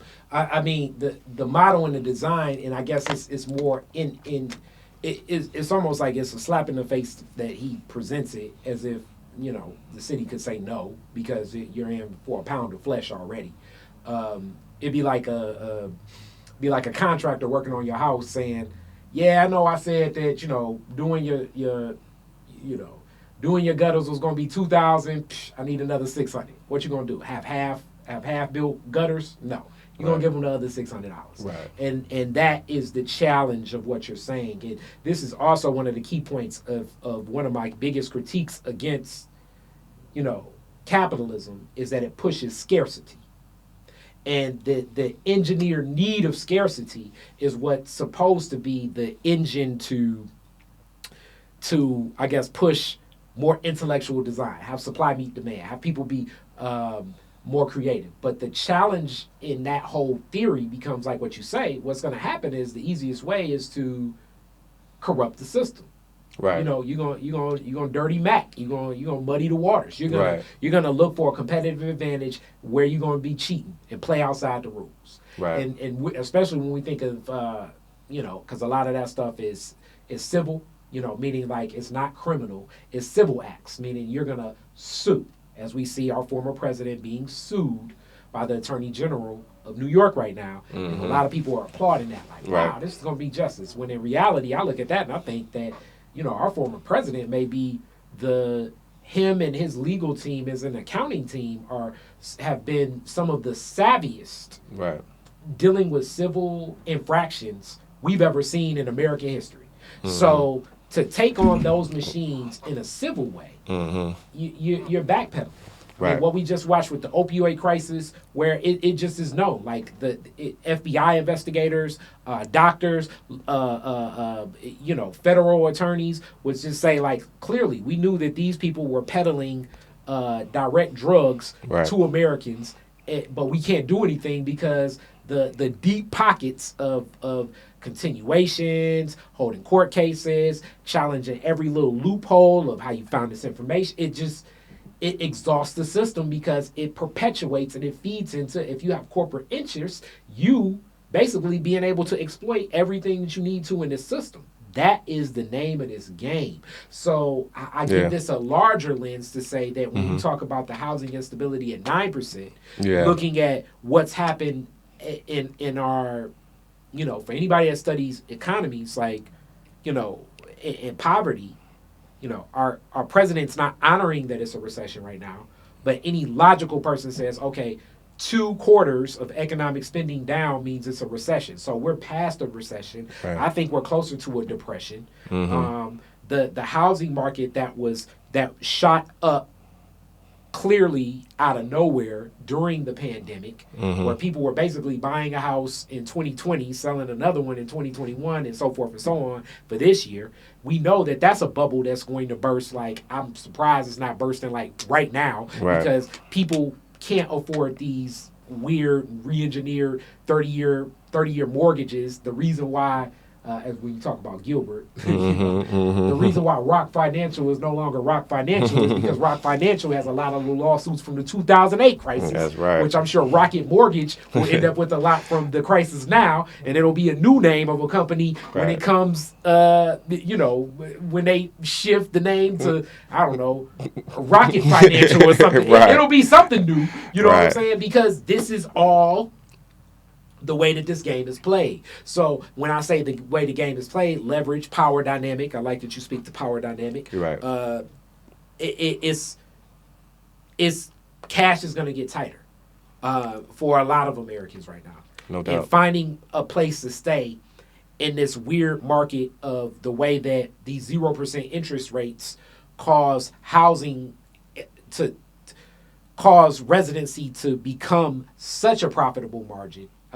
Such a profitable business. Right. It's even going to get worse, I think, soon. Right. And I'm going to end up, and maybe not me, because I'm looking at my neighborhood. It's already kind of the shackles. But you're going to be seeing a lot of suburbs, I think, with a lot of empty mansions. You're going to be seeing a lot of apartment buildings, which already, when we think of Detroit, even more grossly underkept. Like, don't be, if you live on the 18th floor, get ready to climb some steps soon. It's going to be some elevators that don't work, some water not coming, some electrical services, some brownouting. It's going to feel a lot more third world country-ish. Yeah. In America. Absolutely. Because the infrastructure can't support a lot of the economic games that are being played when the money really doesn't exist in the coffers of this nation. Right. Absolutely. I think that, like, when you look at the shell game of, like, I would just say capitalism in general, like, it creates its own crises, and it's just a matter of, like, when shit hit the fan. So definitely, it's a lot of that going on. I'm really, really worried about, like, how housing looks. And not just for low-income folks, right, on the bottom of the socioeconomic ladder, like for all people, as we, kind of hit inflationary highs and food gets higher and cost of living gets higher, housing, all of these type of things, what is to happen, like the economic future is precarious. But I would say also, too, a lot of it is driven by just the insane amount of inequality that we have in this country. Just insane amount of inequality. And you're talking about the economic inequality that definitely falls along racial inequality, as we know. Right. But the wealth gap in America since, like, what would we say, like 65? What is it? It's like it's expanded. Even Reaganomics expanded it more, but now it's to the point where, like, yes, you are right. It's almost like it's whole different universes. Yeah, we're in Gilded Age type of levels of inequality, right? But this is the other trick about capitalism sometimes, though. That's so unique about money and wealth now. Me and my dad debate this. I'd love for you to meet my pops, too. Sure. Even though we're at that, the economic disparity is huge. Yeah. The difference now, though, is unlike the Great Gatsby era, because like then it was like, you wouldn't have seen that. You may have a good little tax return, and you can go to Vegas. You'll spend your whole tax return, like, you'll blow all your money. but you, especially with the social media, like the consumption of the American experience, like being wealthy, being wealthy doesn't have the cachet of wealth had back then, because it's ways to kind of like experience wealth while in poverty today that you never had then, which I'm not saying is a good thing or a bad thing, but I'm just saying this is a motivating factor of a lot of people. You can go to Vegas and rent a Lamborghini. You can stay in an Airbnb for 4 hours in a mansion. Mm-hmm. You know what I'm saying? You can rent a yacht for 2 hours or something like that with you and all your friends. Like some of the vestiges of wealth that targeted these weird gaps of disparity, they've dwindled, which is another sign of the economic instability of our nation as well. Right. Which, like I say, I'm not saying it's good, I'm not saying it's bad. Right. But it also changes certain qualities of life that are looked at and adorned in this race, in the economic gap that used to exist. You know, it will be a time where, like, yeah, you know, I mean, the Great Gatsby era, you know, Rockefeller, Van Buren, J.P. Morgan, like, you know, the separation, surprisingly, it was actually closer then to now, but the actual physical and mental separation and psychological separation didn't seem like that. We still have a nation where a lot of people think, like, you know, I can get rich in one day and I'm in that mix, or, you know, YOLO, you only live once. I got this, you know, they coming back with this stimulus. You know what? I'm going to just go to this Gucci store.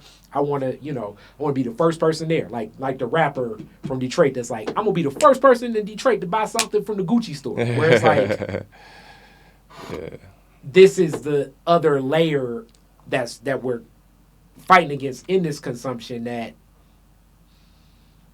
you know, even while in poverty, the people are consuming, and that little bit of consumption keeps them off the target of not even recognizing that this game itself was never designed in a fair method.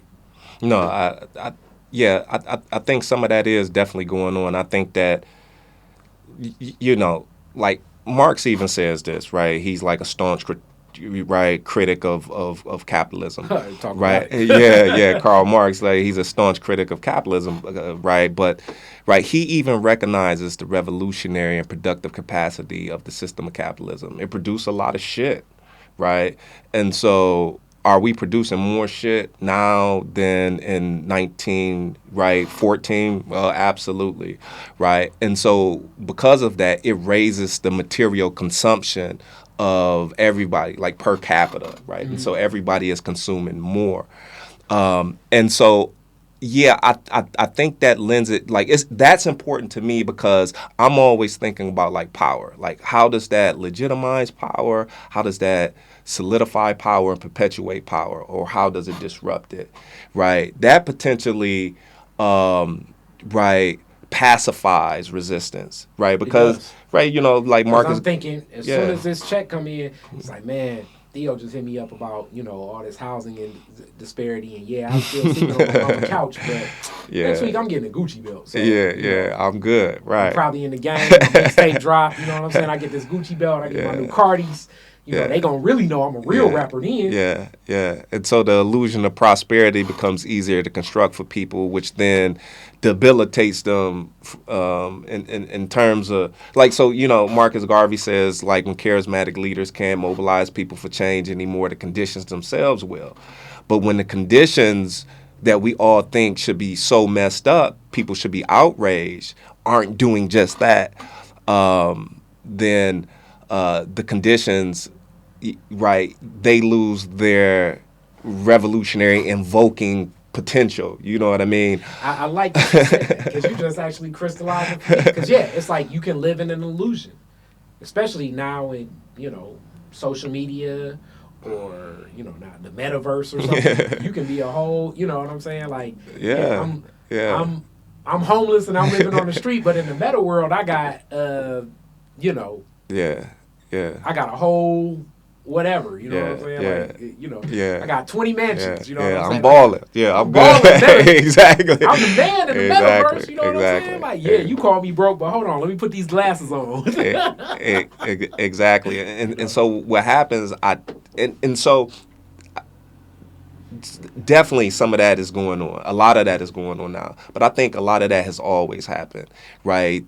The idea of, I want to use the word false consciousness, but in a lot of ways that's not the word I want to use. But the idea that people don't quite understand their real material class position, like they're more than what they are. But like you said, a lot of it is psychological. Who want to admit they poor? Like I'm out here on my knuckles, bro. You know what I'm saying? Like nobody really want to put themselves in that type of mindset, especially now we have this culture of like hyper consumption and hyper luxury.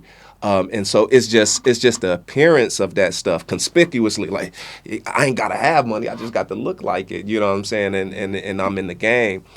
But I think where the conditions become revolutionary is the fact that like studies show that it's not the way in which people experience their poverty, or their kind of class position, right?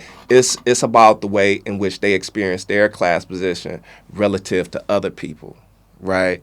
And so what's happening is as society gets more and more unequal, right? And so even if I can take my check and go ball out for a couple of days, but I see my man down the street, he balling out every day. In my mind, I'm perceiving it. And that's what's so funny about this goofy device. Because this device, that boy, social media, you be thinking like, damn, what am I? I'm a bum. Exactly. I'm a bum. Exactly. And that increases it, right? That exacerbates it, right? And so it becomes a constant reminder.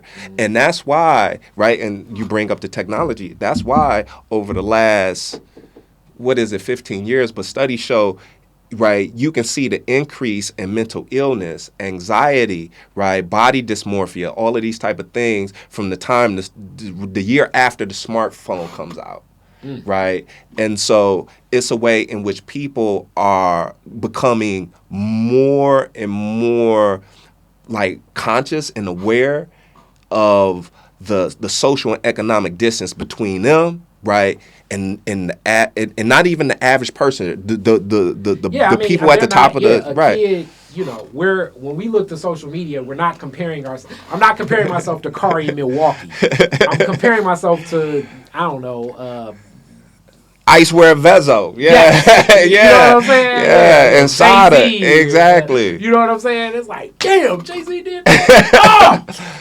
Damn. You know what I'm saying? You're not. Because we're not thinking, we don't even have that person in our sphere. They're not even presented to us. Yeah. You know, so I definitely, it's such a weird, because yes, and then furthermore, it's like in that same zone, it's like the minute I do get my Gucci belt, I'm putting it up there too, and there's a guy down the street looking at me like, damn! Exactly, it's like the chain of the, damn, Kari!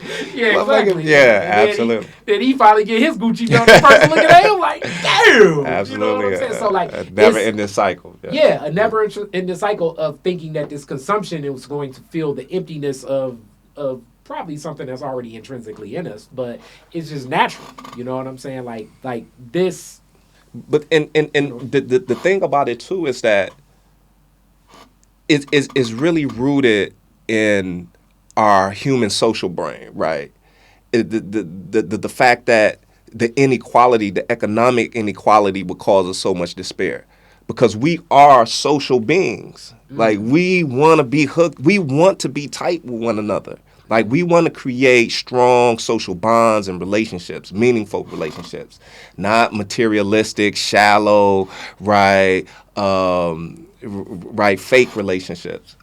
And so when we create a dynamic where the average person is so far beyond you, you can't even fathom, right, creating a relationship with this person, right? What it does is it puts us psychologically on an island all by ourselves. And so we feel lonely, like, oh man, I'm out here dolo, you know what I'm saying? I don't even have a kid. Like, exactly. Kid, it's like, I'm the kid with no Yeezys. Exactly. So how do I sit at the lunch table with the kids with all Yeezys on? Like, let me go sit at the Ain't no lunch. Exactly. So I'm just sitting by myself. Yeah, and so people Eat my lunch. and so people are deeply ripped, right, from the social context in which we all have to be in to be healthy human beings and productive human beings. And so it's leading to a lot of behavioral, psychological manifestations that like we see now, like with the rise of mental illness, but then also too we can connect it to mass shootings and all different type of stuff. But my point of interest in that is that, like, how is that disgruntledness, right? And how are those kind of psychological dynamics being tapped into? And how are organizers looking at that, right, to use those conditions to organize people for change, right, to kind of even reveal those. Somebody that, like, all right, don't be the first person to buy. Being the first person to buy something from the Gucci store is not the platform. It's not exactly of people wanting to listen to your music. Yeah. We should do something else. You can be more creative than that. Yeah. You can take another approach. Exactly. Or you need community, bro. That's what you need. You need community. You need fellowship, right? And a lot of your despair is rooted in these systems, right? And so if you really want happiness, if you really want to change things, right, then, right, these are the approaches. These are the ways in which that can happen. Right. Let's get together. Let's organize. Let's demand from our city council. We want better services in this particular area. Right. So then, like, we can create the type of community fabric that we need. So when I'm on 7 Mile and Evergreen and I'm posting up, right, I'm feeling like I belong, and everybody else is feeling like they belong. Right. And we vibing. Right. And so to me, I see that as a kind of potential kind of like organizing space that I think a lot of organizers perhaps miss, but it's definitely there. Yeah. That's deep. Yeah. So you guys know, man, support the Detroit People's Platform. I'm gonna have in the lower third, y'all see the website and so much more happening. I'm gonna put some more splash about this. This was a great discussion and a healthy one too. went 12 rounds out here. Very edifying, my brother. I appreciate you. I love it. I'm gonna have to get you back, man. Absolutely. If I can start talking that, it's like you touched on a couple things that I'm big a nerd about: sociology, economics, and so marketing. As we've debated that. I always think the packaging and how people receive stuff has a lot to do with it, but it's because that's where my passion is. In the packaging of how people receive information. So they're closely related, but not necessarily all the way related. But but representative samples, all that stuff. But classic Detroit is different questions in the world of consumption. I always start with this one: very first car, year, make, and model. What year you get it? My first car. My grandfather worked for the auto industry, so he had Cadillacs, and he gifted me his 1983 Eldorado. Whoa! I was good. I had an '83 Eldorado. It had the original factory 100-spoke Cadillac hubcaps on there. Oh, man, you going to Redford with that? I was 16 years old. I was at Red, but that's my neighborhood, and so I was the cat. Everybody didn't have a car, so they gonna hit up, hey Theo. I was picking up everybody in the morning, and doing what I needed to do. I'm sure you had a lot of free Coney Island breakfast because of that. No doubt. Yeah. Where was the first place you went when you got it? Matter of fact, I picked up my homeboy Mike, and we went to Belle Isle. We straight. I remember him. Hey, I called him that night, and we hit Belle Isle, and we cruised. Was it a good Belle Isle? Like, was it cold, or was it like a nah? We need to be on the rock today. Well, I always call Belle Isle the rock. Was it a good Belle Isle day, or was it a? It was a good Belle Isle day. Okay. I was wondering. It was a good. Was you just pushing it because I got a car? I'm going to Belle Isle. I don't care. It's February 13th. Nah. It was like May.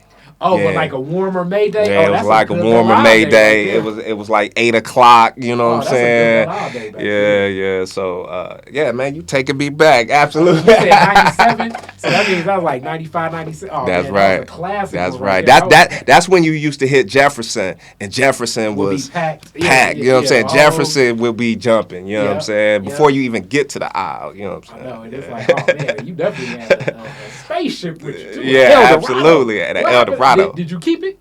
You know what? I 16 years old, my Yeah. grandfather gave me all of the tips how to maintain it. Man, I wasn't getting no oil changes or nothing. Ended up blowing the engine.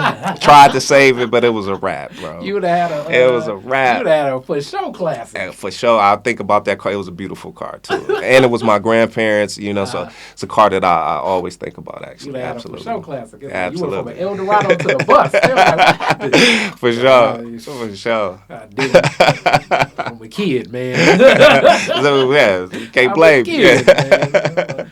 Eldorado to the Grand River. Like, Yeah, oh! for sure. Oh! Pack this hill on there too. All right, so you're the DJ at the end of the fireworks at Woodward and Jefferson. Get to play 3 songs. What songs you playing? Oh man, ooh, that's some hard ones, man. I'm gonna probably play something like. That's some hard ones because I want to throw some old school in there, but I got to play some Pac. You know what I'm saying? What song? I'm a probably play. Oh man, see this is the thing about it, right? It's the context is the picnic, so I got to think about other people. But if it's just me, Yeah, it's you. right? Oh man, I'm playing White Man's World. Okay, Yeah, interesting. yeah, Yeah, because yeah. the picnic is.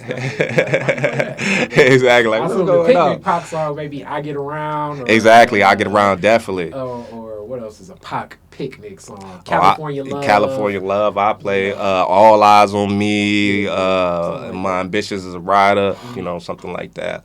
If I had to go old school, probably. My grandfather, my father loved Curtis Mayfield, man. Oh, okay. He loved Curtis Mayfield, so I probably play some Curtis Mayfield, probably some Freddie's Dead. Okay, you getting the people company. You getting them up and moving. Yeah, Okay. yeah. And then also too, just thinking about my childhood, thinking about those kind of spaces, thinking about my father. He loved Bootsy Collins too. Rubber band. Okay. Okay. I probably play. You probably think of Bootsy, I think of Butch. I'd rather be with you. I probably play some Bootsy Oh Collins. man, classic right there. I always think of Butch when I think of Bootsy. My Butch impression. Yeah, we worked with Bootsy. No doubt. You a legend. You a legend. That was Moses' godfather. It's like Bootsy. It's like Bootsy was an interesting guy. No doubt. No doubt. All cool, man. So thank you so much. I'm gonna have your info. I'm gonna put your email in the lower third too. Connect. Thank you. I appreciate you, my brother. All right. Peace. Detroit is Different is where you get information, artistry, history, music, and even comedy. Detroit is Different, a home for the culture of Detroit. Visit online at DetroitisDifferent.com today.